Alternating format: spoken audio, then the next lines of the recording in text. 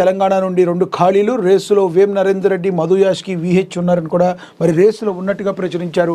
అదేవిధంగా game changer CM Revanth బీసీలదే పట్టణం, పురుషుల్లో మహిళల ప్రభంజనం, పొరపోరులో మహిళల ప్రభంజనం, రిజర్వేషన్లకు మించిన పదవులు, 61% పైగా వార్డులు డివిజన్లు బీసీల కైవసం, పంచాయతీలో 52.75% సీట్లు గెలిచిన బీసీలు, సీఎం తీసుకొచ్చిన రిజర్వేషన్ల చైతన్యంలో రాష్ట్రమంతా మార్పు, బీసీలకు 42% రిజర్వేషన్లపై కేంద్రానికి అసెంబ్లీ తీర్మానం పంపిన సీఎం అని మరి బీసీల గురించి ఆలోచించిన తొలి సీఎంగా కూడా మరి కాంగ్రెస్లో తనదైన మార్కు సృష్టించారు రేవంత్ రెడ్డి. తెలంగాణ రాజకీయ ముఖ చిత్రాన్ని ముఖ్యమంత్రి రేవంత్ రెడ్డి మార్చేశారు.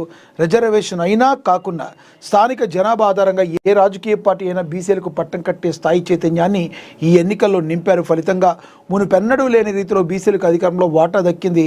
చరిత్రలో ఎన్నడూ జరగని విధంగా మున్సిపాలిటీలో 61% పైగా వార్డులు డివిజన్లు గెలుచుకోవటం, ముఖ్యమంత్రి రేవంత్ రెడ్డి బీసీ రిజర్వేషన్ల కోసం చట్టసభల ద్వారా న్యాయస్థానాల ద్వారా చేసిన పోరాటానికి తెచ్చిన మార్పునకు నిదర్శనంగా మనమైతే చెప్పుకోవచ్చని కూడా ప్రచురించారు. ఇక మున్సిపల్ ఎన్నికల నగారా మోగక ముందే ముఖ్యమంత్రి రేవంత్ రెడ్డి బీసీలకు 42% రిజర్వేషన్లు అనే అస్త్రాన్ని వదలగా సాంకేతికంగా చట్టపరంగా సాధ్యం కాకపోయినా రాజకీయంగా మాత్రం నేతల మైండ్ సెట్ మార్చేసిందని ఫలితాలు గణాంకాలు మరి స్పష్టంగా చెప్తున్న ఈ విషయంలో అని చెప్పి మరి అదేవిధంగా ప్రతి రాజకీయ పార్టీ బీసీలకు పెద్దపీట వేయక తప్పని పరిస్థితి ఏర్పడింది.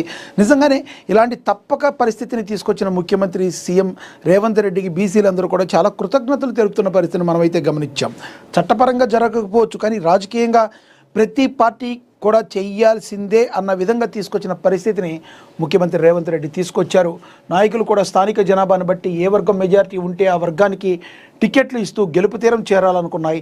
చట్టం 34% దగ్గరే ఆగిపోయిన క్షేత్రస్థాయిలో మాత్రం రికార్డులు విజయాన్ని దక్కాయి. ఏకంగా 61% చైర్మన్ పదవులు బీసీలకు దక్కడం తెలంగాణ రాష్ట్ర చరిత్రలో మునుపెన్నడూ జరగని ఓ పరిణామం.